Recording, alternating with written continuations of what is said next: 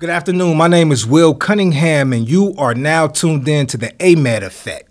Today on the show, we have Chaplain Torres here to discuss her journey as an Army chaplain and the different things that she has done in her career within the United States Army. But before we get started, let me give you a brief background on Chaplain Torres. Chaplain Torres joined the U.S. Army in 2001 as a military intelligence officer. During her time in the U.S. Army, she would do a tour in Iraq. Upon her return home from Iraq, Chaplain Torres felt called to serve the U.S. Army in a different capacity. That will become an Army chaplain. So today, we're going to talk to Chaplain Christie Torres about her experience and her journey in the U.S. Army as a chaplain. So everybody, please give Chaplain Torres a warm welcome.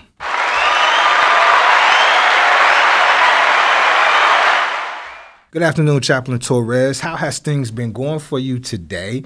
And is the weather in Kentucky any different than the weather in the Windy City? It's totally different. I mean, last week in the Chicago area, it was about 11 degrees, so I'm really enjoying the warm here. So, yeah, I'm doing well. Yeah, that Kentucky weather, sometimes you just really never know what it's going to be. Sometimes it's going to be cold in the morning, then later on it'll warm up, so you just never really know. But glad that the weather is probably tad bit better than the Windy City. And for you all who don't know, the Windy City is Chicago, Illinois, so we just want to put that portion out there. Now, you're here on Fort Knox. What are you in town for? What are you currently down here doing? Yes, they have the Chaplain Recruiter Sustainment Training. So 3 days. Mm-hmm. So it's just learning all the processes for recruiting and prospecting. So that's what I'm here for. But also to help the recruiting mission specifically with this podcast initiative. So I commend you, Mr. Cunningham. Thank you. This is definitely something that I have been talking about for a while. So it's great to have you on the show as one of our first guests and help us kick this off, because the main thing that we talk about is recruiting within the U.S. Army, and recruiting is a major part of it. So that's what we want to do. We want to spread the word and get the word out about Army recruiting. So, recruiting is a major priority when it comes to the U.S. Army, and the AMEDD Effect is here to help.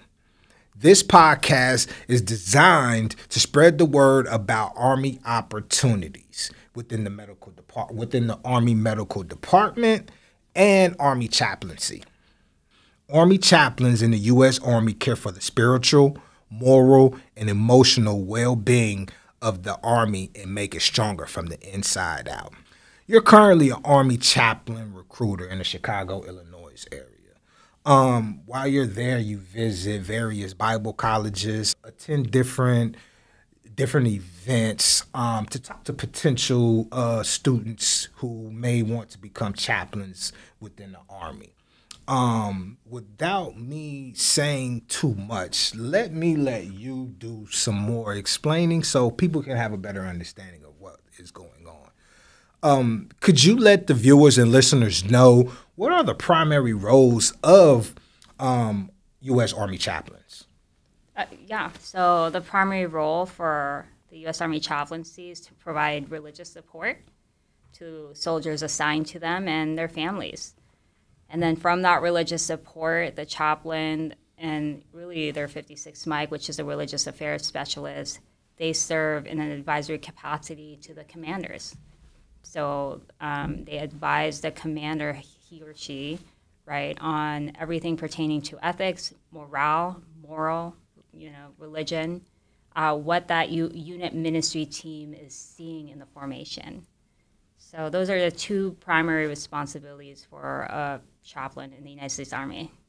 Now, not everyone is familiar with the ins and outs of how the Army works. Could you explain how the roles of a U.S. Army chaplain differ from a civilian religious leader? Yeah, that's a great question, Mr. Cunningham. So what I tell people who are interested in Army chaplaincy, the Army is it is the largest branch in the Department of Defense. And our Army's mission is to fight and win our nation's wars. So that in itself is a distinctly different mission compared to a clergy. So in the civilian setting, so an Army chaplain will enable warfighters to fight and win our nation's wars. So that's what I would say is a very distinctive feature. Great way to answer that. And I know that having a chaplain there during that wartime is definitely needed. And soldiers love to have that there so they can have that somebody who can come and speak with them spiritually and keep them focused and keep them moving ahead for the mission ahead. Now, you have served as a chaplain for different units. Talk about the many ways you and other chaplains make a difference within the U.S. Army.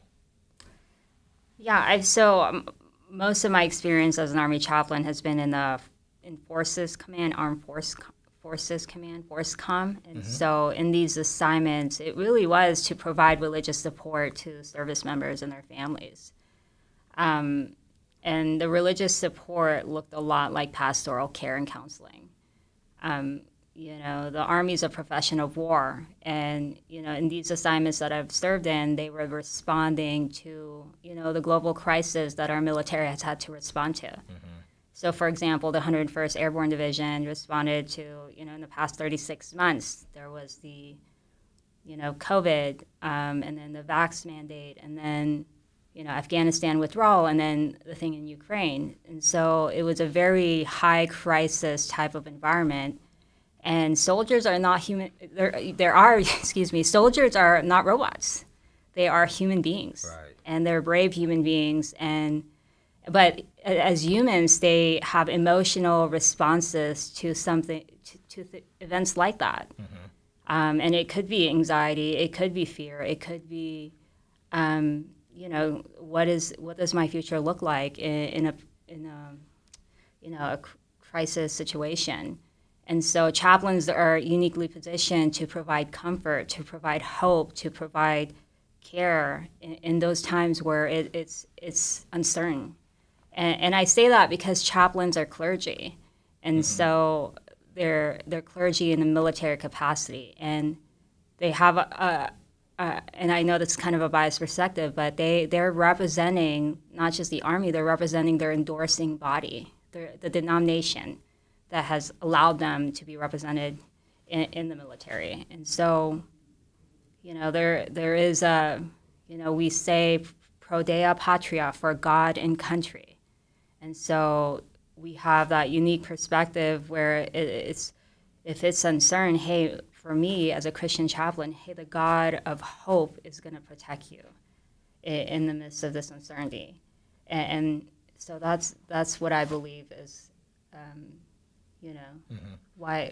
how chaplains provide care in such a kind of a tumultuous environment. Right. Yeah. So let me ask you this: when you all do deploy, is there only one chaplain per unit, or how many chaplains normally deploy with you all? Are there multiple ones, or are there just one chaplain there to assist with the entire unit? Yeah. So it depends where. At what level. But brand new chaplains, right? I tell interested, whether it's seminary students or clergy, you will start out in the battalion. And the battalion formation typically ranges between 650 to up to 1,000 soldiers. And there's one chaplain for that battalion. Okay. And you're also supporting their families. So you could have 650 soldiers, but you could also minimally have maybe 1,000, and you are the one chaplain to that formation. Okay, understood. So there is a lot. It could potentially be a lot for those chaplains when dealing with crisis and having to go out and talk to soldiers and their family members. Absolutely. Yeah. Okay. So how does the U.S. Army support the religious diversity among the chaplains? Because I know there's soldiers who come from different walks of life, different backgrounds, different beliefs. So how does the U.S. Army accommodate that? Yeah, so I go back to the core responsibility, was just to provide religious support. And so if a service member or their family member is of a different faith tradition than mine, my job, my responsibility is to find the support they need. Similar to our battalion is very phenomenal at providing support based on their expertise. So if I'm not able to accommodate that spiritual need, I do my best to find, whatever their religious support needs may be. So if they need a Catholic priest, we talk, request, make the resourcing requirement known in the installation for a Catholic priest. And then if we're in an environment where there really is no other chaplain but me, I tread very carefully, but I just really, it's meeting the service member where they are. So, I've been in counseling sessions where, the family member did not want to hear anything about God. She was, went through a significant loss in her life, and she didn't feel like God was in the picture. And so I just had to meet that family member where she was. Right. It would have been unwise to keep saying, well, God this, God that. Right. And so I say this because that's really, when you look at the religious composition of the United States Army, I speak specifically for active duty, I mean, it's similar to the population for the United States. And so our young adult population, there isn't perhaps a specific faith tradition. And so that's, and so as a chaplain going into a formation that's maybe predominantly young adults, I have to be mindful of that. So how can I provide support and still be relevant for him or her, still provide the spiritual care they need to get back? I love what one of my commanders said, like, empower my soldiers to get back in the fight. And, too often it is, somebody will need a chaplain in a very vulnerable moment in their lives. Most people aren't calling for chaplains when things are so phenomenal. But I'm just there to provide care for that soldier or their family member. Got you. Understood. So the job as you all can tell, the job of a chaplain is very intense. It's a lot of things that they do, and it's a lot of services that they provide for soldiers and their family members. Now, as a recruiter, one of the things that you do, you go out to different seminaries, different Bible colleges, and you talk to students. Now, the one thing that we always hear is about paying for education. Now, before we talk about the paying of education, could you detail what education and training requirements are necessary to become a chaplain in the U.S. Army? Yes, Mr. Cunningham, great question. So you need minimally a 4-year education and then your Master's of Divinity from an accredited theological seminary. So we say a Master's of Divinity, and then sometimes, depending on the faith tradition, it's not a Master's of Divinity. So it's minimum 72 semester credit hours in the relevant theological degree. Okay. So, and then you also need 2 years full-time clergy experience, professional, full-time, and that your denomination supports. And that experience has to be after you're granted the Master's of Divinity. And then you need to be represented, endorsed, and ordained by a denomination that the DoD recognizes. And then that denomination has their own requirements. And then you also have to be medically qualified, and fitness-wise. The military has its requirements. Right. Okay. So different requirements, still have to have one of those, still need a degree, still need all of the education that come in, and I'm pretty sure there's some extra training that comes with that as well. Now, we talked about paying for education, and we didn't get into that. We didn't get fully into it. But there is the Chaplain Candidate Program. Can you give some details about the benefits and incentives of that program for those who may be interested in joining the Army as a chaplain? Yep. I was a chaplain candidate, and so if you're contemplating that program, I highly recommend it. So the chaplain candidate program is intended to really provide, one, for you to meet the requirements for Army chaplaincy. Because as you know, when you do the math, it's after being granted your bachelor's degree, it's like minimally 5 years after that process. Okay. So you're being coached, trained, developed by ideally a senior chaplain in the Army Reserve.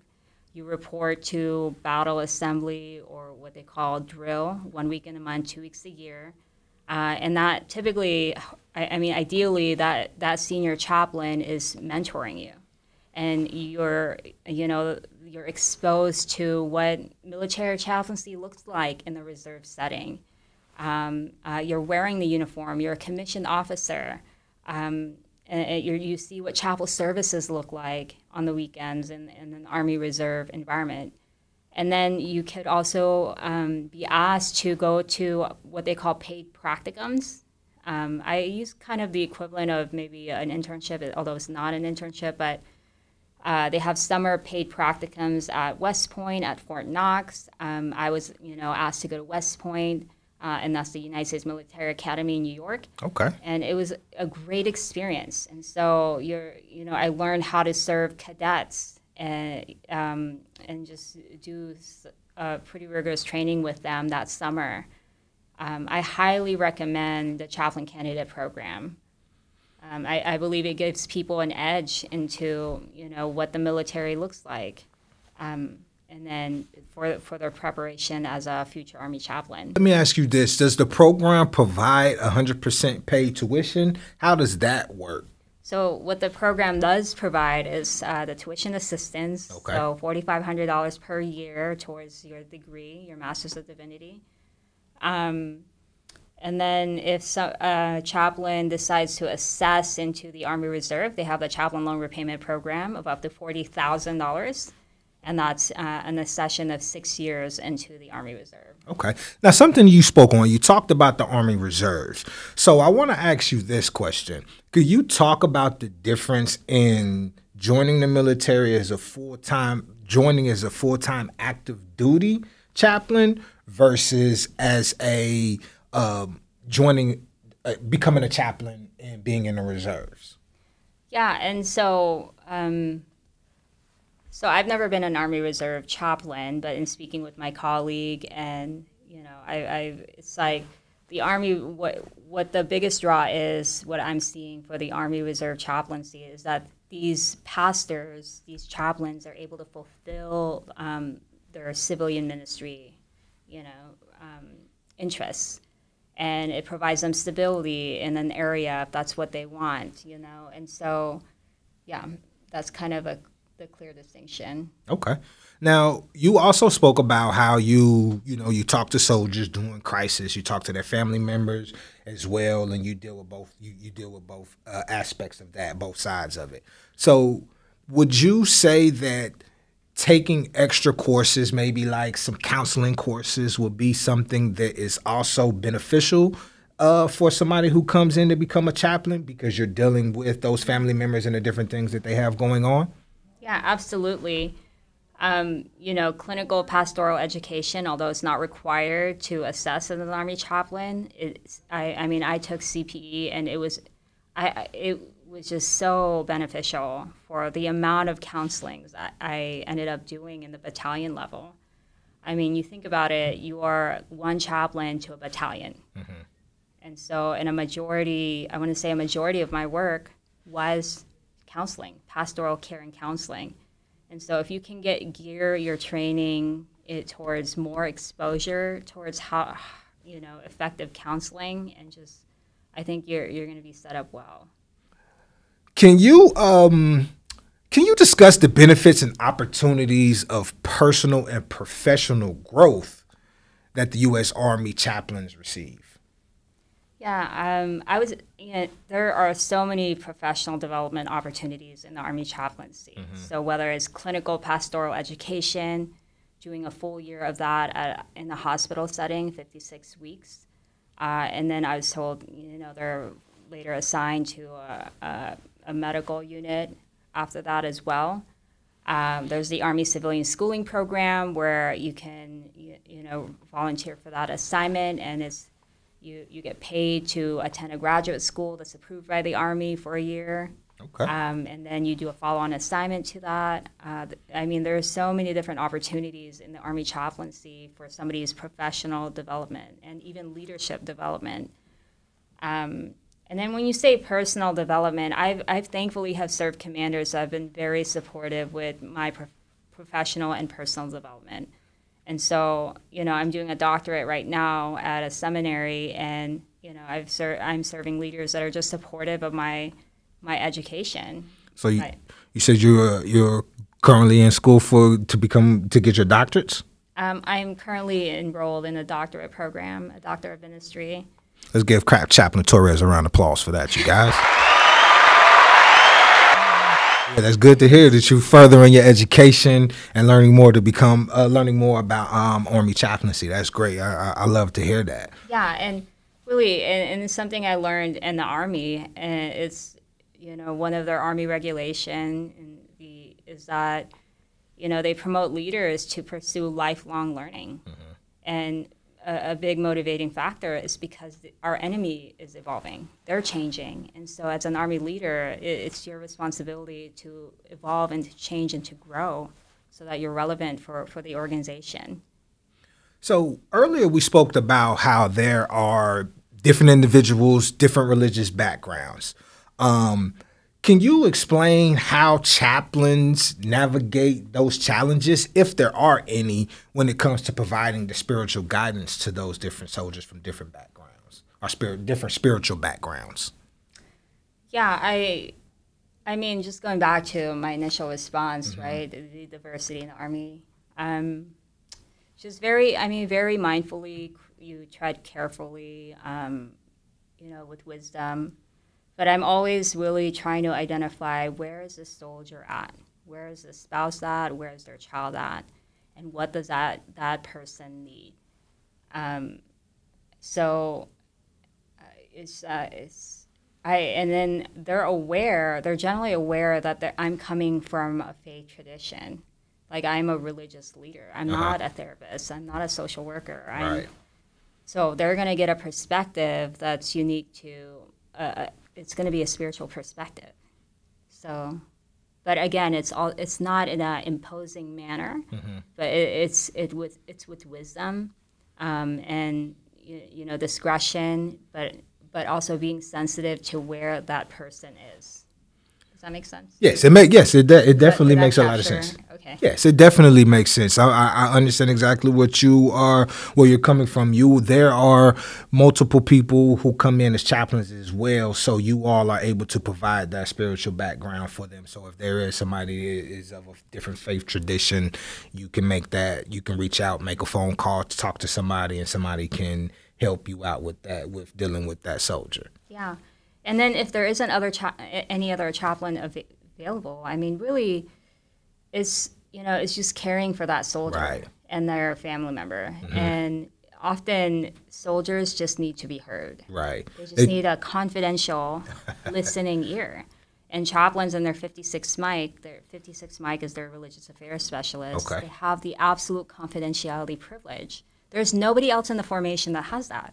And so a soldier just needs to be heard, really, to be seen. And they need to be valued in their moment of vulnerability. That's really what a soldier and their family members need. Right. So would you say that's when that counseling, training, and education also will come into play as well? Because now you can go from being more like from a religious standpoint, just more like a counseling, let's talk, give that soldier the opportunity to vent and just get those different things off their chest. Yeah. So they're processing. They're processing their thoughts, what's happening in their heart, and then the chaplain is positioned to speak into that. Okay. From their professional training. Okay. Could you tell us the difference between an officer and an enlisted soldier? I mean, it's one team. And I don't think one is better than the other at all. I mean, the Army is only as successful as the people of the organization. So when I first entered the Army, I entered as an enlisted soldier. And then right away, I, contracted into the ROTC program at my undergraduate school. And, that was a leadership professional program. But our non-commissioned officers are also leaders. And so the Army is a leadership organization. And I would say the clear distinction is that officers have to provide that vision. They have to cast that vision into their organization.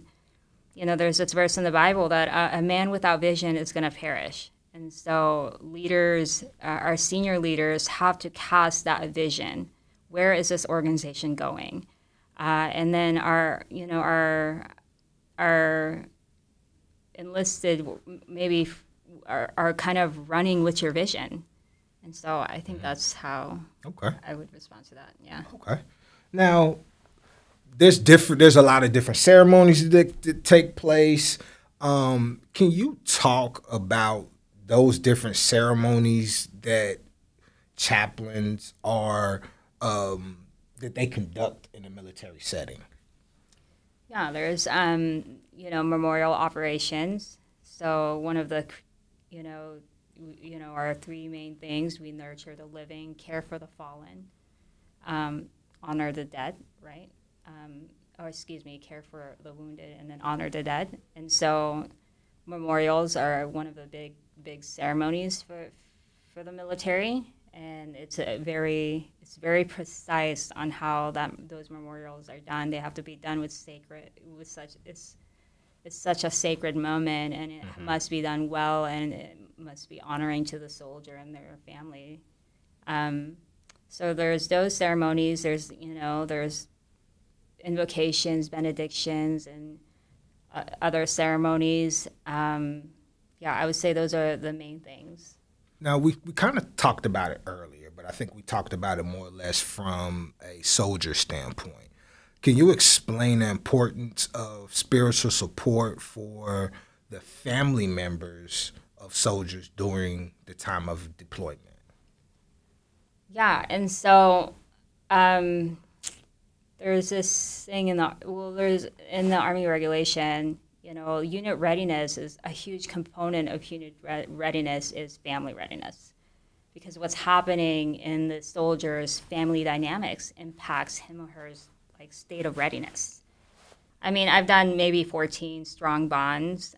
Strong bonds were these relational building, family readiness building events.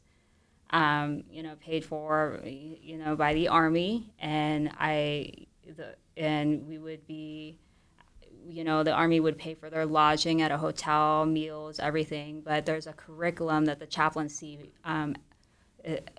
approves of, and so we teach those curriculum in that weekend. So it's really giving them the skills they need to strengthen those relationships prior to deployment. And then we do those events even after deployment. And it's just, strong families it's a ready soldier. Right. And then there's a lot of counselings, right? I mean, I've done a lot of marital counselings. And it's how to bridge, how to provide reconciliation in that relational dynamics. And then so marital counselings, but also family counselings. So I've I've had an entire family in my office at some point. And then there's the spiritual events that happen on the weekends, right? There's the religious, the chapel services and the chapels. I mean, unit chaplains also serve at a chapel on post. So that could be during the week, or also ideally maybe on the weekends, Sundays. And so they're providing religious support at the chapel. And then those chapel ministries have their events that they help to strengthen families, to strengthen the service member. So, and it could look like, I've done retreats. We've done, I was a youth pastor at Fort Campbell. Okay. And all of these family members, all these children, these teenagers, all their parents were, in the active Army. So, yeah, it's strengthening, it's providing spiritual support to their families. Let's talk about what you currently do. So you currently go out and recruit individuals to come do the same thing that you do in the Army. What are some of the things that you hear the most from the students when you talk to them about joining the Army as a chaplain that you would like to dispel? Yeah, no, great question. So whether it's a seminary student or somebody who's already meeting the requirements, their clergy, one of the common concern is deployment. What does deployment look like? Will I go to war? Will I be separated from my family? So those are, I would say, have been the predominant, concerns. And I've collaborated with colleagues about this, and I feel really protected being in the military, and I mean that genuinely. I mean, we have, the people to your left and right are very trained individuals in their craft, and so we have high, equipment and weaponry, and you think about that, you're in the midst of that, and so me personally, I felt very protected. And the Army exists, again, to fight and win our nation's wars. And so the Army's training for these wars, if they're to happen. And so, and it's like our Commander-in-Chief's priority, right? Generating lethal teams. Mm-hmm. And so it's just being in an organization that is like training constantly. And so if somebody had a concern about deployment, I would say, one, in my faith tradition, I believe in the strength of God who covers and protects, and then I believe in the power of prayer. And then two, you're going to be in an organization that's highly trained, highly equipped, and in my experience, I have felt protected. That's great to hear, yeah. And that's something that's great to dispel because, like you said, you are coming in as a chaplain in your specialized position, and you have people who are around you who are specialized in their position to help protect, to make sure that you and everybody else are able to make it back home safely. Yeah. So I understand that 100%. So when you talk about that to those students, is that something that kind of makes them feel a little bit more better, more willing to talk to you more about the opportunities as a chaplain? Students or a clergy, right? And it's just knowing that you're protected. Like the Army's not going to go into something to lose. Like our leaders are there, and the vision has been to win. And so to win is you train hard. And so I've served in these organizations that train hard and they train to win. And they want to bring their sons and daughters back home safely, right? The sons and daughters of America. Right. And that, I mean that genuinely, as, me being a chaplain who's a non-combatant. And so I have to rely on the person to my left and right to be highly trained in their craft to protect me. And then when you say, back to your question about what is the Army Chaplaincy doing for family readiness, right? Or, the general myth is like, hey, what about my family? And I have a chaplain colleague who's serving in the regiment, and he even said, tell them about how the Army takes care of their families. So I've never been married. I don't have children. I do have a dog, right? But, I've served family many member. People. I have many friends. I've served many people who have families, right? They're married, they have children. And I would say the Army is very proactive to provide support to their formations with family care. So whether it's an exceptional family member program, they have the day of schools, they have health care, chaplaincy, they do family readiness events, many family readiness events. So the chaplaincy and the Army's has been, in my experience, has been very proactive to provide support in that area. Now, something that you had spoke about earlier, you said that as a chaplain, you guys are I want to make sure I get this right, non-combative, or you all do not go into combat? Could you explain that so people can get an understanding of what you mean by that? Yeah, we do go to combat, right? But we are non-combatants.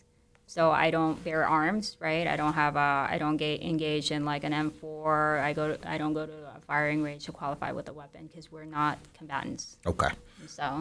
So Chaplains, when they are deployed overseas during wartime, they don't have to. They're not going in with any weapons and out there on the front line. So will they be on the front line, or would that be somewhere?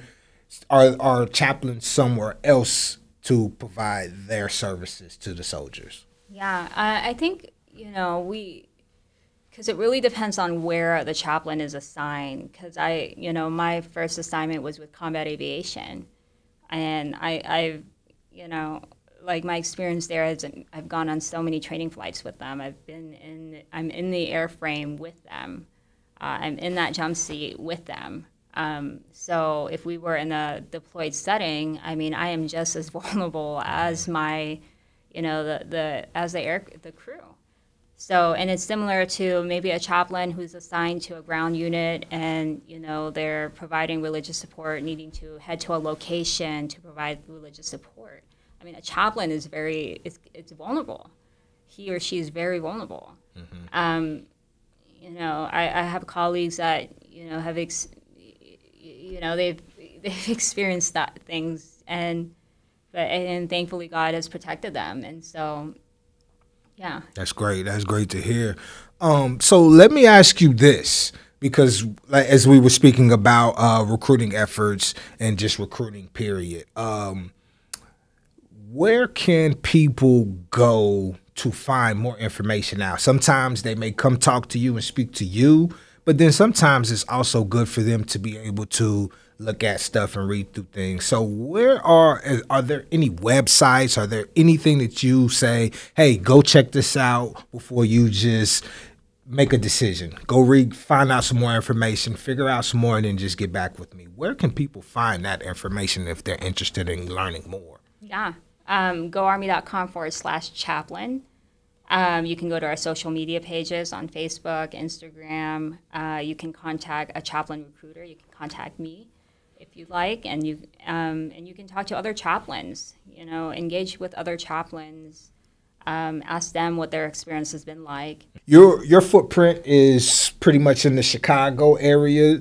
Do you go outside of the Chicago area too? Absolutely. So I cover 9 states. Okay. In the north central areas, so that's North, South Dakota, Illinois, Indiana, Michigan, Wisconsin, Minnesota, northern part of Kentucky. So it's 9 states that we cover. Okay.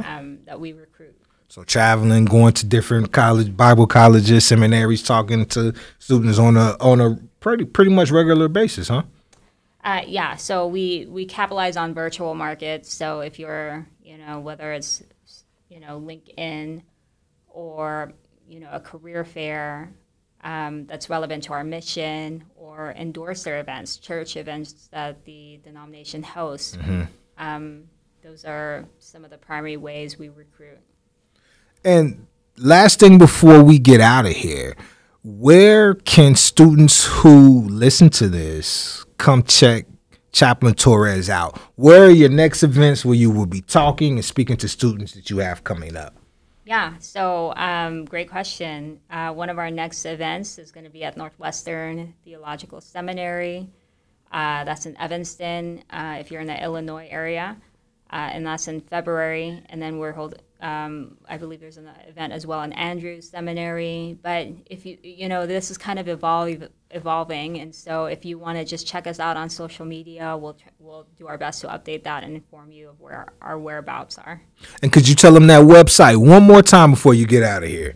So facebook.com/NCCR for North Central Recruiting Team, and then goarmy.com/chaplain. Thank you all for tuning in. This is the AMEDD Effect, the cause and effect of Army Medical Recruiting and Chaplaincy. Thank you. The causes and effects of Army medical opportunities are endless. When you join the U.S. Army Medical Department, not only will you get more out of your medical career, but you will also provide meaningful service to soldiers, their families, military retirees, and last but not least, your country. To learn more about AMEDD, visit goarmy.com/AMEDD. That's goarmy.com/AMEDD. And if you're looking for information on tuition assistance, visit goarmy.com/HPSP. That's goarmy.com/HPSP.